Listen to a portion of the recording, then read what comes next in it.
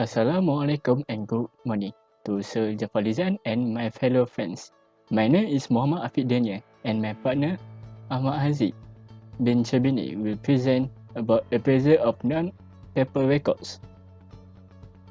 As you know, non-paper records is a record that created on media other than paper such as involve microfilm, microfiche or computer output microfiche formats as photograph including prints, negatives, transparent and X-ray films, as sound recordings on disc or tape. It also can be moving image on film or video, as electronic text or image copy on magnetic tape or magnetic or optical disc.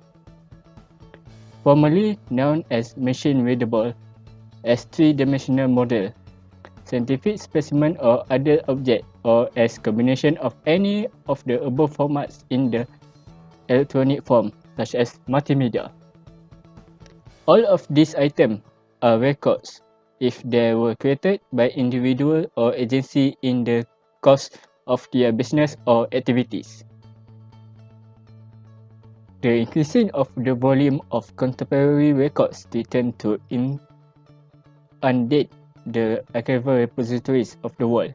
It means that the increasing a number of records tend to overrun the archival repositories. Therefore, appraisal and selection have become essential elements in the archival process. Next, the dual pressure of space and cost are forcing all archivists to adopt at least some of the proposal of Schellenberg for modern archive management proposal in which appraisal and selection are deeply embedded. Appraisal of moving image records is a argumentative issue. In contrast, archivists need to recognize moving object value as historic documents, and while many archives have initiated limited programs of selective acquisition. Meanwhile, some archives have delayed action due to financial commitment associated with the technology involved. The cost of initiated program of selective acquisition are quite high. Okay, we proceed to our next slide. There are several laws was happened in the first 50 years of cinematography because no action was taken by National Archive. Variety of non-governmental organizations working for the most part with inadequate resources have tried to restore part of the moving image heritage. They also secure those contemporary moving image records that have obvious historic, social, cultural, or artistic value for enduring value. Appraisal standards for governmental archives may not embody similar criteria, but in the past, they have been rooted in the classic world today meet this criteria. This point means that appraisal standard for today governmental archive may be contain similar criteria, but in the past, it have been followed by old way in this time to meet the criteria. The value of moving image as historical file located primarily in their informational value. Sometimes they reflect the activity of a governmental or institutional entity, nor do they often offer insight on the implementation of government regulation or the application of corporate policies. Next, moving images are part of the public record, and they reflect the ideology of their producer, whether they are government departments or private entrepreneurs. Moving images are the creation of their own creator. Despite mechanisms of distribution such as theatrical, non-theatrical, or television, they are usually intended for mass audience.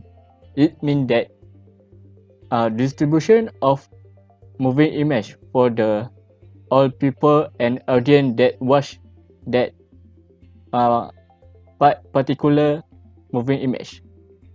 In the same time, they also execute an increasingly important role in determining how that audience perceive the issue of the day and the society in which they function.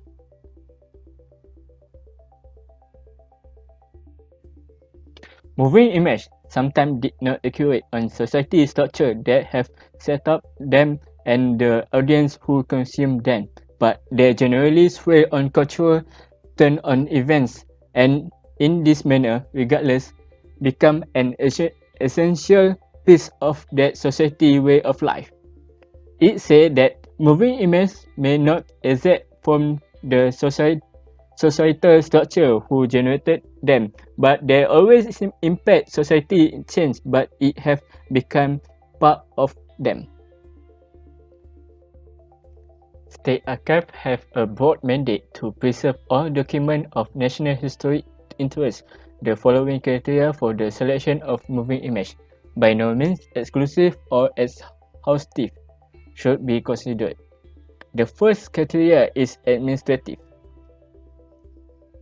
Moving images which are produced by activity of government agency and which document the policy and program of the sponsoring agency.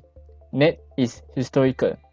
Moving images which are document of political, economic, scientific, technological, social and cultural life of the country either as actualities such as documentaries and news film or as dramatizations.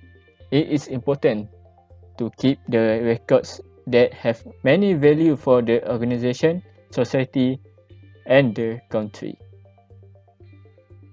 Third criteria is sociological. Moving image which document the significance of the film and television as an integral part of the public record and the popular culture and which function as an unofficial record of the national cultural heritage, either as actualities or as dramatization. For example, Pulang, Tanda Putra film and Ola Bola. These kind of records are important to be conserved as it actualities and national cultural heritage of Malaysia. Moving image in archive are attached to production organization or officially designated as the archive or such activity in a country should also consider in the certain criteria. The first criteria is moving image, which document the history and development of the image-making activity in terms of significant milestone in time, in form, in genre, in technology, and content. Next, moving image which document the activity in relation to a significant personality and image-making unit or to regional and ethnic or racial minority involvement. Third is moving image which have been distinguished by critical or popular acclaim and which have been instrumental in influencing the nature and direction of further production. And fourth, moving image which have high potential for reuse by the production organization or which meet perceived immediate or future research need by the community the archive serve. In applying these criteria for the selection of moving image, there are factors which should be considered in applying this selection criteria could include the following. First priority should be given to the moving image of the national production, including moving image produced in the country by visitors or under the authority of former administration. Where such image no longer exists in the country, every effort should be made to repatriate them as part of the national moving image heritage. The second factor is for foreign film distributed in the country, especially the subtitle or dub in the language of the country, may be designated as part of the moving image heritage. and selected if they meet the appraisal standard. Dub means if a film is dubbed, it is a special version where the actor's voice are in another language.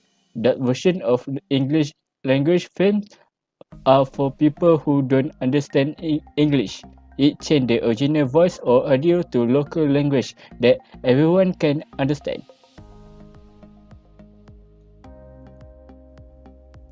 Third is specimen of repetitious or voluminous production such as serials, advertising, commercial should be selected systematically and with sufficient frequency in order to document the entire production schedule.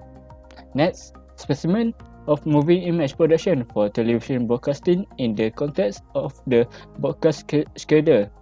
In it should be documented by recording and conserving entire days of broadcast with a frequency that adequately reflects schedule change. And fifth, the several loss that have occurred worldwide as a result of technological obsolescence. Any film before 1930, regardless of content, should be seriously considered for selection as relatively rare surviving example of a very substantial production. And all film produced before 1950 on 35mm stock should be given priority in appraisal and processing because of the inherent instability of the stock. Special precaution must be taken to segregate film on neutral cellulose stock in environmentally controlled vaults. In order to achieve the orderly transfer of moving image production resources to achieve custody, the introduction of modern records management techniques should be encouraged at the earliest stage possible in the production process. All production elements including prints, negatives, videotapes, and others are related documentation should be identified, designated, and scheduled so that the disposition of the element can be controlled at every stage of the production and diffusion process. The staff in charge needs to be aware in detail so that no records are left out. The short term, usually from 3 to 5 years, retention of the broadest possible selection of moving image should be the objective to provide opportunity for final selection with some sense of historical perspective. Whenever possible, documentation directly related to the production such as stills, scripts, poster, press book, newspaper, and others or associated with the production like production file, correspondence, and memoranda should be appraised at the same time as the production itself. Next step is when selected such documentation, it must be accurately linked with the production, although it may be physically separated. In the final analysis, the appraisal of moving image is unscientific as imprecise and inherently frustrating as the appraisal of any type of archival record and indeed any judgmental process. Regardless of the fact that after years of personal soul searching, open forums, and professional debates, archivists are still without a consensus, but some progress has been made since the first theories of modern archive administration were being developed at the turn of the century disaster.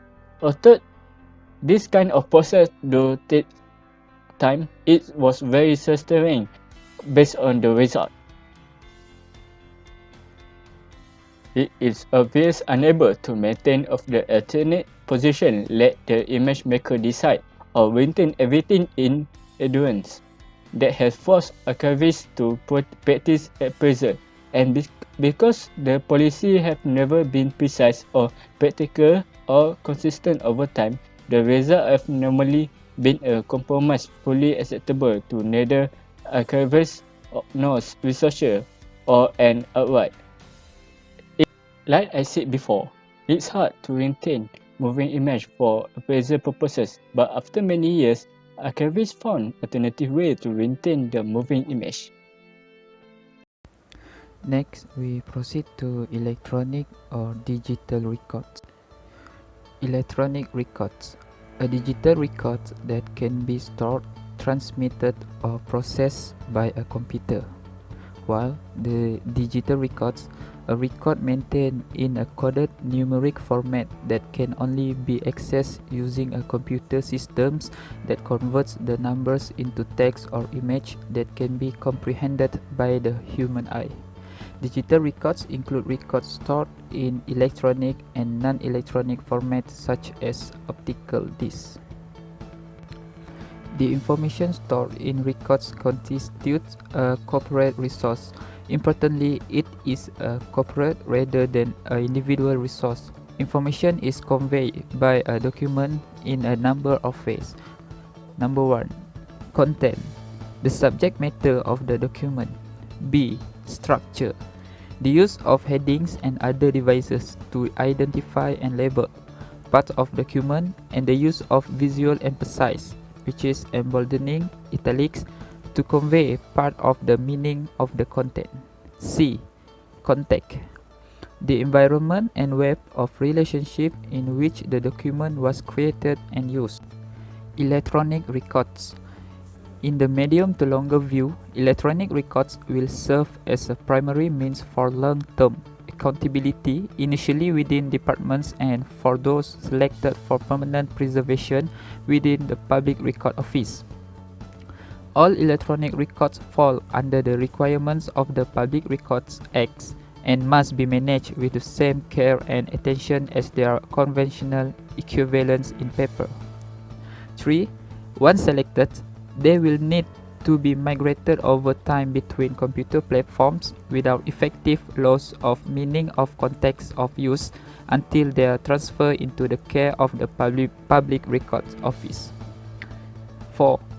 The establishment of systematic schedules for retention and disposal will enable the department to control the costs. 5.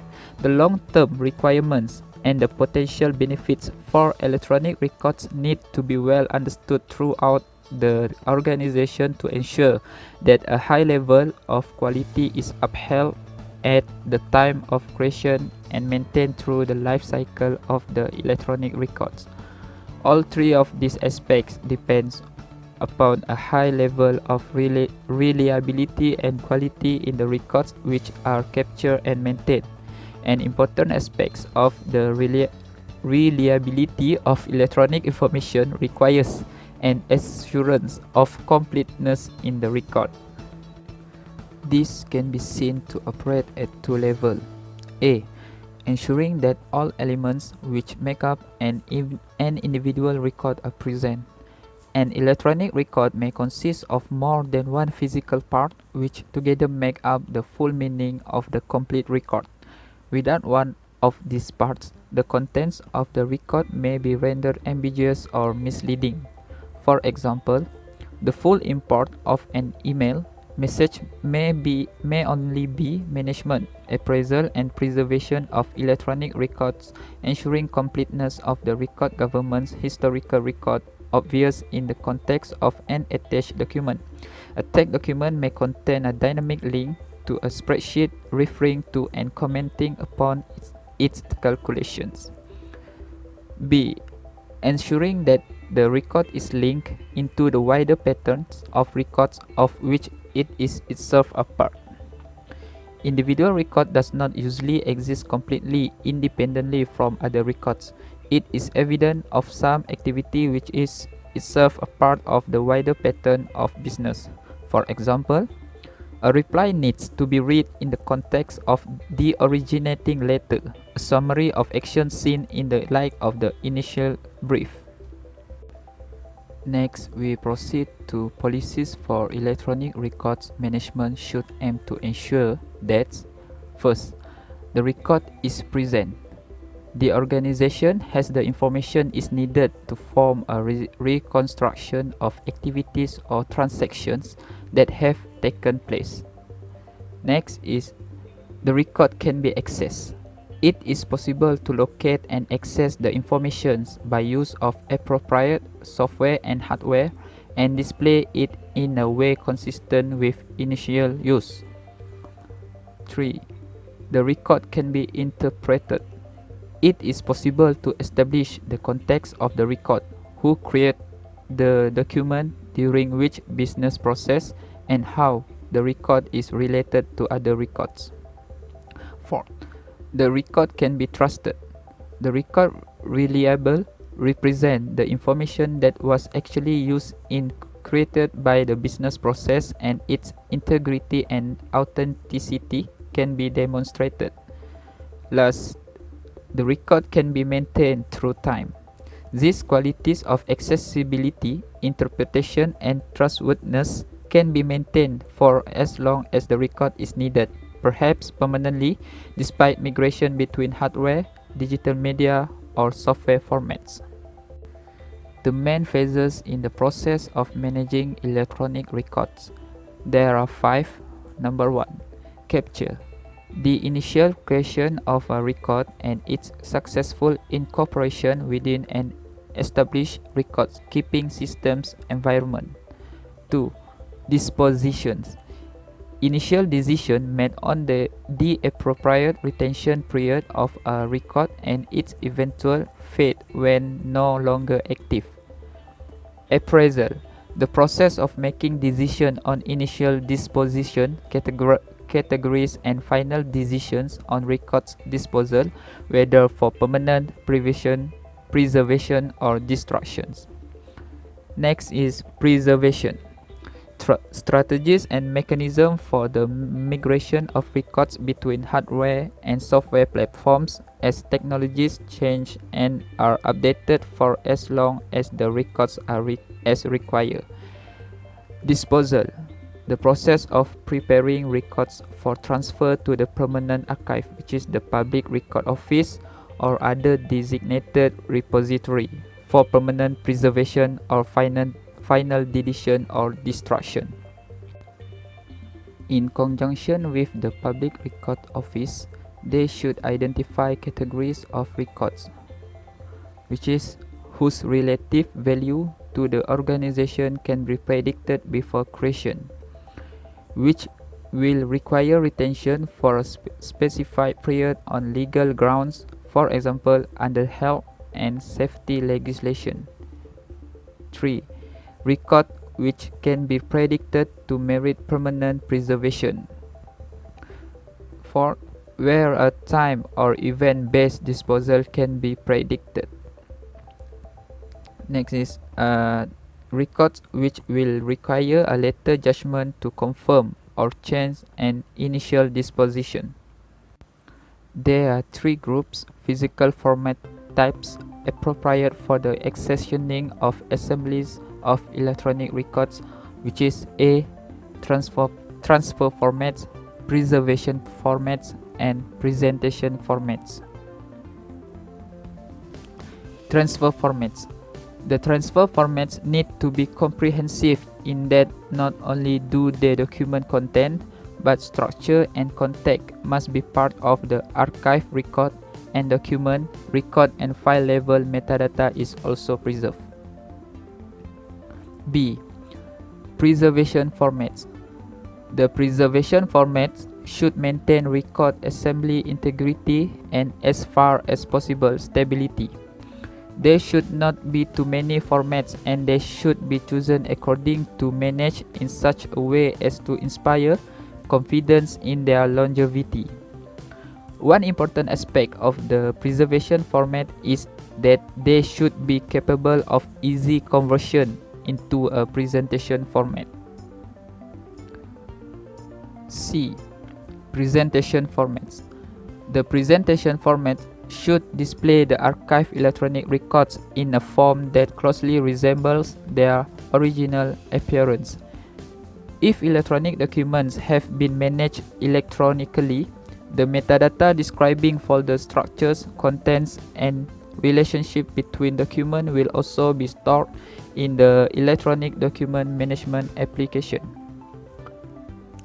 When the documents are to be transferred to the PRO, care will need to be taken so that the metadata and the links to the document are not broken. Next is issues in transferring electronic records. There are 5. The first one is licensing agreements. Next, standards, hardware and software compatibility, metadata, which is control and contextual information, and the last one is data documentation, which is technical information on data processing and data structure. Cost of preserving different types of digital or electronic objects.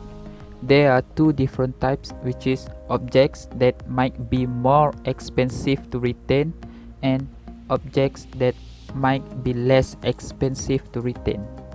We look at the first one, which is objects that might be more expensive to retain. A. Complex or compound objects such as websites and email archive. B. Objects in undocumented formats. C. Objects in obscure formats. D. Objects in formats unsupported by a community or vendor at the time of acquisition. E. Objects in formats for which no migration or emulation tool exists. F. Objects in formats unknown or unsupported by preservation registries and tools. G. Objects for which the repository has no preservation strategy. H. Objects which are encrypted, password protected, or subject to digital rights mechanism. I. Objects and all or obsolete media. J. Objects without metadata. And the last one is K. Objects which require software licenses for access or manipulation. We move to objects that might be less expensive to retain, which is A. Objects which are simple, such as a plain text file. B. Objects which are self-documenting. C. Objects in well-documented formats. D. Objects in format which are supported by a community or vendor at the time of acquisition. E. Objects for which good quality migration or emulation tools are available. F. Objects in format which are known and supported by preservation registries and tools. G. Objects for which the repository has a preservation strategy. H. Objects which are not encrypted, protected by a password or digital rights mechanism. I. Objects arriving on contemporary media. J. Objects with good quality metadata. K. Objects which can be accessed and manipulated without the need for purchasing software licenses. The consequence result when electronic records are not managed effectively. There are 8. The first one is records containing vital evidence are not protected against falsification or loss. 2. Records are not migrated to new hardware and software environments and so do not remain accessible. 3. Electronic records not related to paper records in a meaningful way. 4. Critical paper-based documentation may not be retained, resulting in a complete loss of organizational information if electronic systems fail. 5. The authenticity and reliability of all records may be questioned if the management systems are seen to be flawed and inconsistent. 6. The integrity of the record and its value as legal evidence is compromised. 7. The administrative and operational costs of government escalate as systems have to revise and restructure. The last one, the government memory and its ability to remain accountable to the public were disintegrated.